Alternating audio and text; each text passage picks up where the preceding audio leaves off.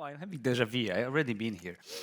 Uh, all right, that's a smaller audience, but more interesting one. Okay, guys, welcome to the session about less activity but more understanding. My name is Jakub Perlak. I added PhD to give my more credibility for this talk. So we are going to talk about shared leadership and how to better understand agile teams. So you today experience my practical part, how to work with the people. This is like revealing my second phase, which is researching, lecturing, and trying to understand what other people say about what we are doing. And trying to do both things. So this side will be more scientific, although a bit boring, so it's a fantastic time for that. So can't wait. Right, so let's establish a context. Most of you are aware that we are living in a fast-paced environment. Life is changing, it's a bit crisis. Everyone is thinking what to do. Generative AI is taking over all of our knowledge. The word is VUCA, it's bunny, it's hard to understand. So how to get sense in all of this? Is our work changing? Is our organization changing? Are we changing? So those is like capture your a bit like anxiousness. What's happening? So usually people say, well, in a turbulent time, we need more leadership. And I advise you to go. Well, this exercise is interesting because when you go to any website or trying to find the Google things, when you try to Google leadership right now, you should have like plenty of results. You can do it this exercise right now, like go to any preferable search engine, try to put the leadership there. And you also face that this is changing in our time because most of the research engine, you will just have information from AI saying, oh, it's actually respond from AI right now, saying what is leadership around. So it's ubiquitous thing. Leadership is everywhere. So the question is, do we need more leadership? That's a rhetorical question. So I'm asking you to yourself, okay, when was the last time that you were a leader? You can have like a 10-second reflection for that. Obviously, motherhood is like a perfect leadership style. So we are leaders. So coming back to the more organizational context, we perceive organization usually as a static form. Like, for example, if you join to the organization, you'll get an email from HR, oh, this is our org chart. And you see where you are in the ladder. Possibly somewhere in the middle, hopefully not on the very bottom. Hopefully, well, you look on the people who are sitting so far away on the top. For example, big corporation has 7 ladders or even 8, depends on the organization. But in fact, people are not so easy to put into one box. So people are talking. That's a surprising fact. But they're also establishing informal networks. So, for example, you can be in a network of pet lovers, or there's very highly influential, especially before COVID, the network of smokers at the organization, where all gossips of the organization things are shared. So that groups also can be influenced. You don't have to be formally put on the organization ladder to influence the group of that you are part of. So you are thinking, what does it mean actually? So it means that most of you, even right now, we are part of some kind of social network. And those networks could be less structure or more structure. The more structured network is, of course, like organizational team, organization division. So we are sometimes put into the boxes. And sometimes we are aligned to the goal. We assume the team has a goal. That's like a basic assumption. But sometimes the goal is more dispersed. Like, for example, we are here. We have different goals here. But one is in common, have knowledge, have fun, networking, but it's multiple goals for the conference. So we can be part of the conference. So for that, I'm just asking you to talk to someone who is next to you. Sorry, I'm doing the interactive session, so that warning should be at the very beginning. I know some of you prefer sitting alone. Catch someone and ask in which networks you are. Try to identify any network which is not so typical that you are not together in one team. Try to find out in which net. Anywhere. No limits. Okay. Welcome. You can still join. It's a part of conversation right now, so.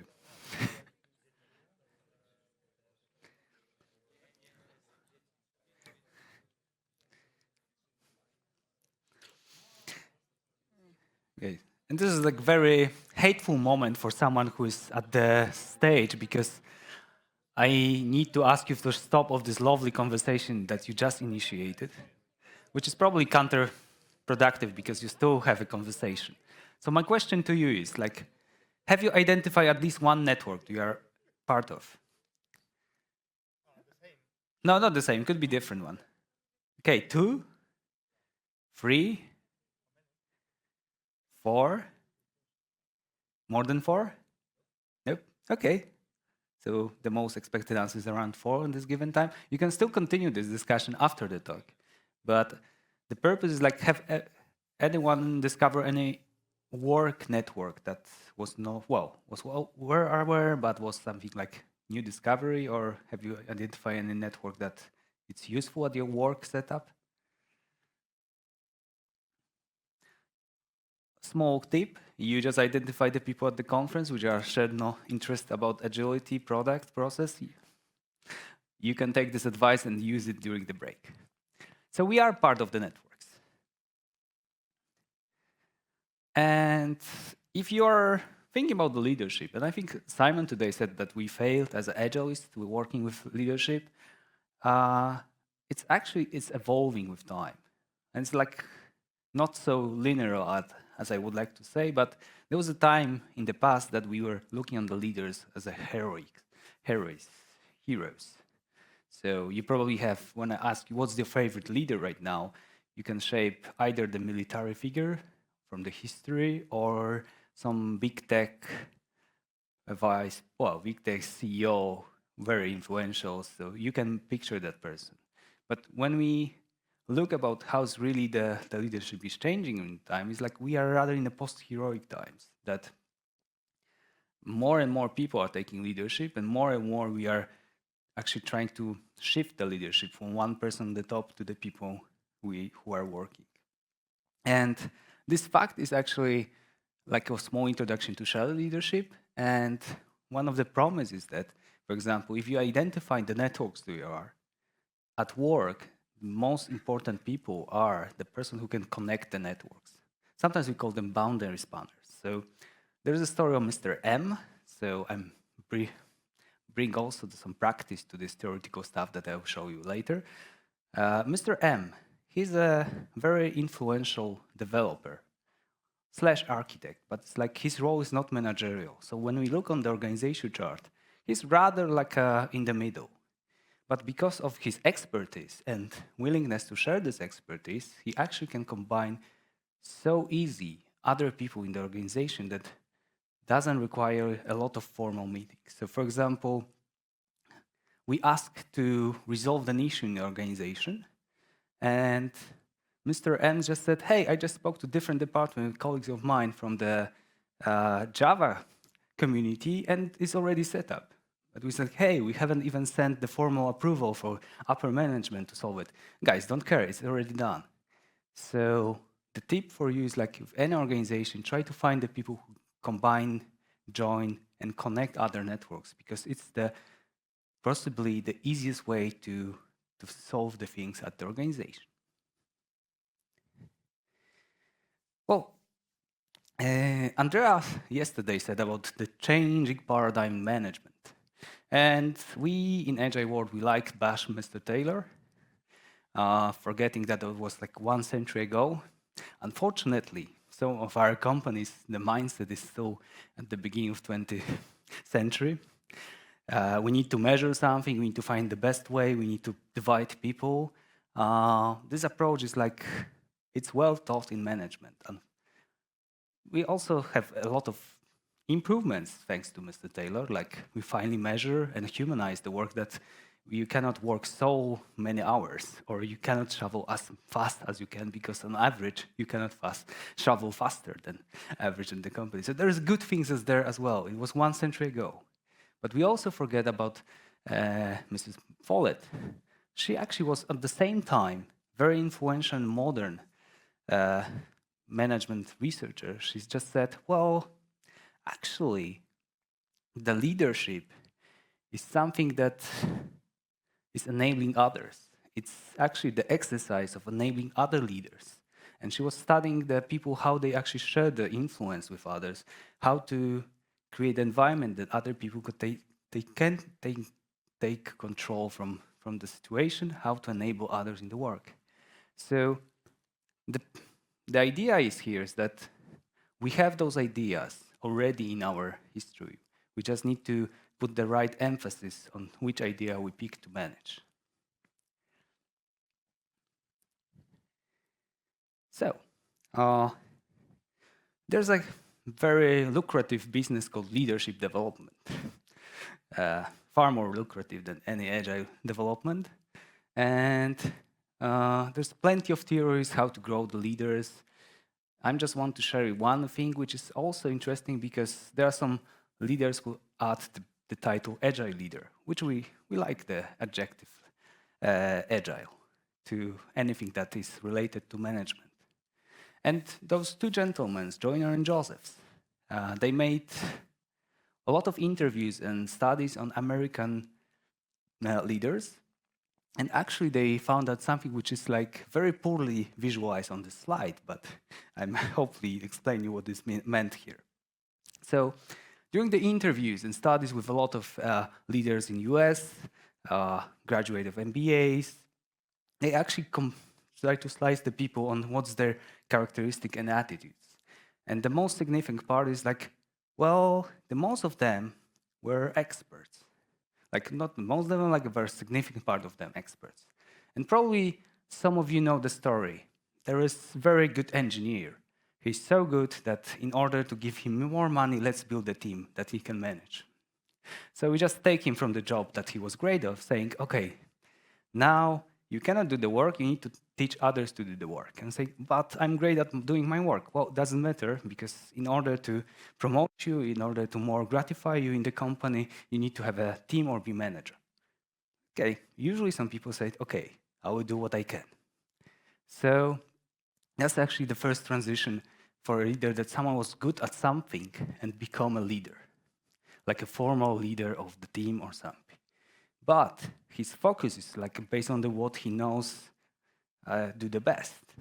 So actually that person is like still sometimes keeping the work as he's doing. And here's the story of Mr. T. Mr. T was a great engineer. Well, he's still, I believe.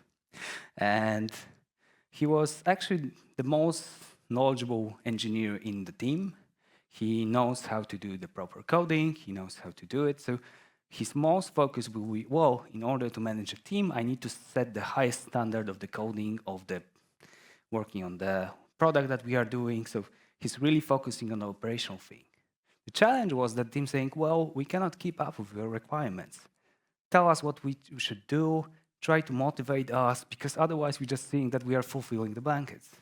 And I don't know if someone resonates the history of your experience in the organization, but this is kind of the leader that maybe you can face. Any resonance on the audience? Have you met any leader who has been so great at something and become a leader because he was great at something? Okay, that's the one example, thank you. So another form of the leader, small evolving, is that person, he was like at least good at something or moderate, but he was promoted to be a leader, so he had formal leadership because he was ambitious. And we probably met on our life a lot of ambitious leaders, like someone who drive us like, well, we can do it. Well, boss, but we cannot do it because we don't have some things. Well, it doesn't matter, like trust us, let's do it because we need to fulfill the goal. So this is, for example, the leaders that they bring more focus on the pushing forward. But that kind of person can sometimes forget about, well, if that person is not visible or is like sick, the work is stuck. So, for example, it's a typical situation on the, I don't know, 17th century in the Poland, when there was like the master of the land, and he was looking on some people at work. It's like when he looked, people work harder. But when he stopped looking, the people stopped working. So it's similar fallacy of the achiever, that he can be a person who can push, but without him, the work is not done.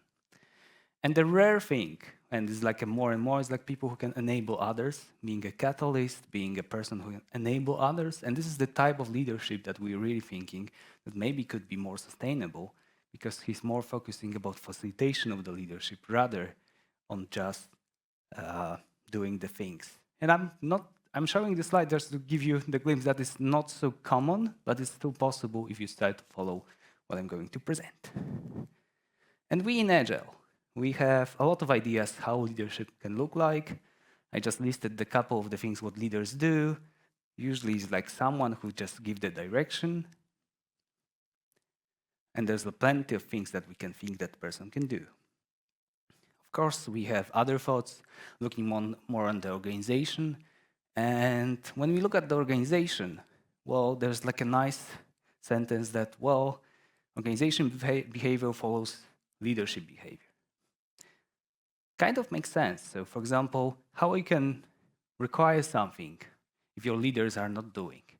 I had a recent conversation with one of friends, like, hey, why you are not turning on the camera when you have a meeting online? Well, no one is doing this.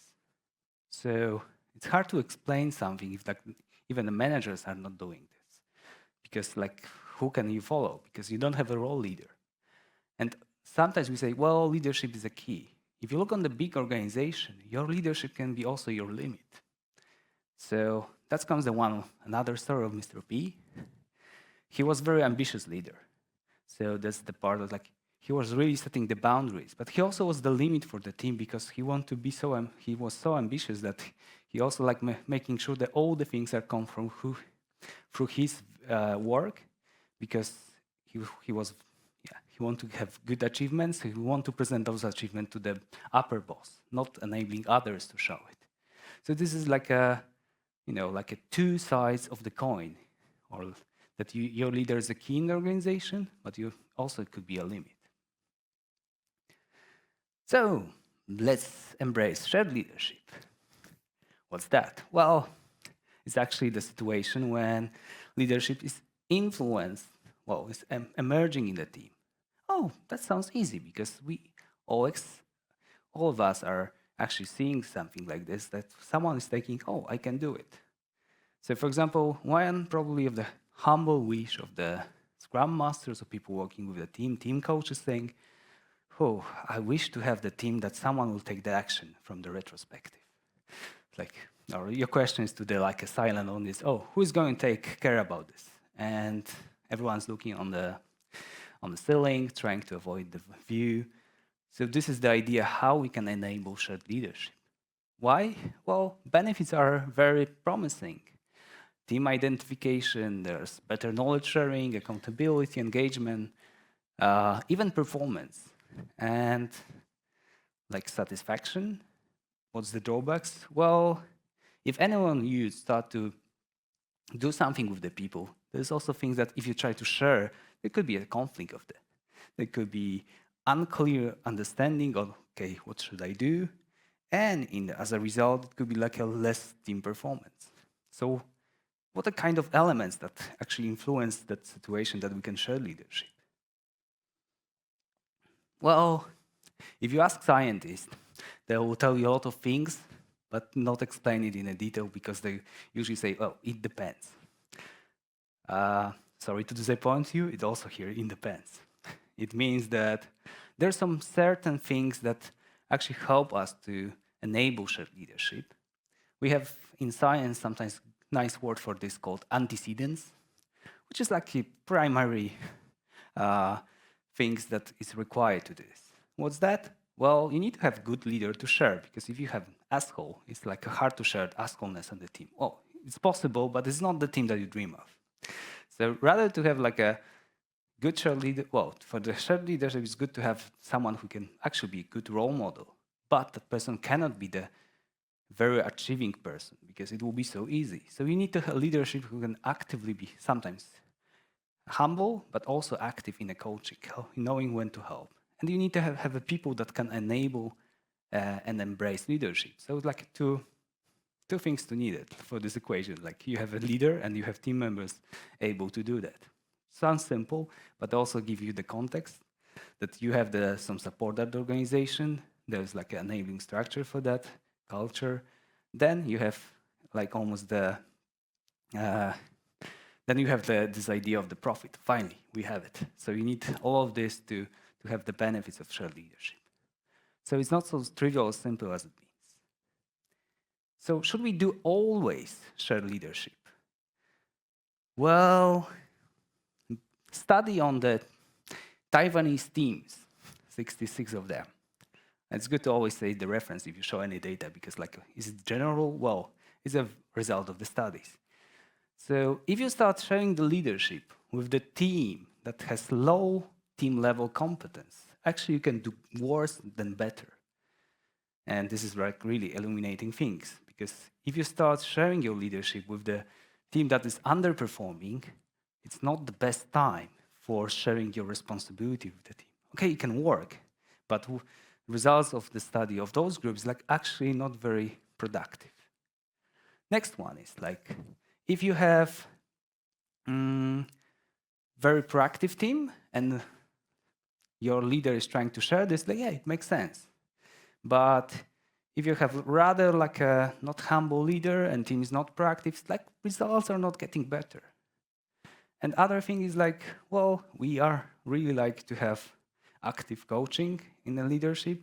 Well, it's actually if you have like a quite adaptive performance in the team and you can share this leadership, your active coaching can help a bit.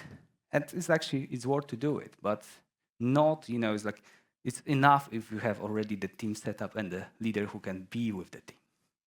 Okay, we have some results. So let's do some more research. And yeah, I'm happy to share my research. Why not? I did it not on a 66 team in Taiwan, but nine team across the Europe. And I was trying to find like, okay, let's capture the shared leadership in an Agile Teams. And as we see, the distribution varies. Of course, it's like a very small sample. So as a scientist, I cannot say like anything, worth to mention. But still, there's a pattern, interesting one, that among the teams of working proclaimed Scrum, there's a lot of egalitarian leadership. There is rather like a moderate level of shared leadership. Hopefully, there's not too much of hierarchical leadership, but we have very rare high-level shared leadership. How we can interpret this data? Well, possibly, I was doing the research on the remote teams as well. The level of density of network is not so high. So maybe they are not so very well performing because, they are not so close together, or they have well-distributed tasks. So we can use the social network analysis to find out how the people are sharing the level of accountability in the team. All right, so what we see so far? We see the good leaders are rather in the scarcity, according to Joseph Joyner. We see that Agile teams are rather more, they are not so bad because they are already in a moderate level shared leadership. So, and it depends on the team composition and behavior of the leader. So how to act as a leader? Well, it depends, but it's all in your hands if you are a leader. You can be aware of your journey of evolution as a leader. So try to identify, like, are you a leader because of your expertise? Are you a leader because you are so ambitious? Or you are a leader because you can enable others? That's the question that you can ask yourself in the reflection of the conference. Well, also there's different adaptive style to the situation. So if you want to work more as a person who can, work with the people, you can either consult, connect with other people. You can also do some active coaching, as we see in the result. And then you also can be a catalyst. So it all depends when you put your effort, but you need to be flexible.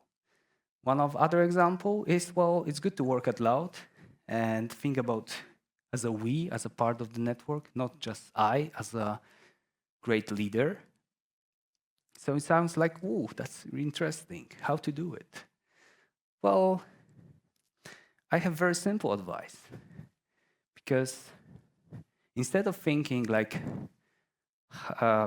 how I can do better, it's like think like, okay, how the system that I'm part of can be act as a network, and what is my role in the network? How I can enable that network to be smarter, better, more efficient. So how can I help others to also be an important part of that network? And that's the most honest advice, because otherwise I will teach you how to be a great leader, and this is a journey. So start with reflection where you are, how you can enable network, and think about the networks that you are part of, because you just identified that you are at least on 3-4 networks. It's just enough to start practicing leadership there. So for the reference, there's a lot of tons of research on that. There's some books about agility. There's my research on that. So I don't want to take this talk too long, because the topic is just to grasp you with the idea of the shared leadership. I just want to, at the end, thank you for staying so long, being with me, and think about how to be a leader for your next network, and reflect how you can grow. Thank you very much.